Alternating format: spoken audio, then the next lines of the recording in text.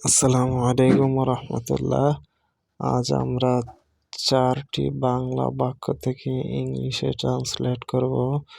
So প্রথম বাক্য হচ্ছে হারানোর আর কিছুই নেই, আর English nothing more left to loss.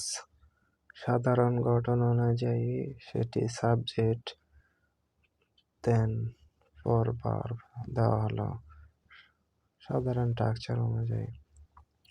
দ্বিতীয় বাক্য হচ্ছে আমার এখন কি করা উচিত।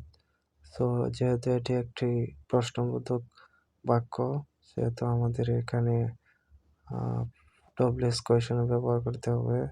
তো হোয়াট শুড, উচিত হচ্ছে শুড।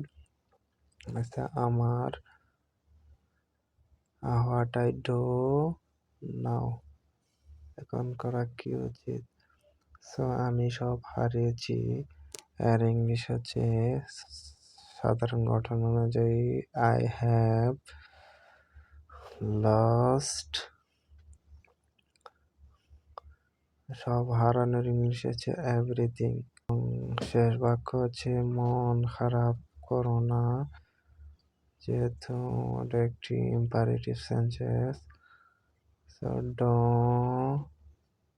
Not upset.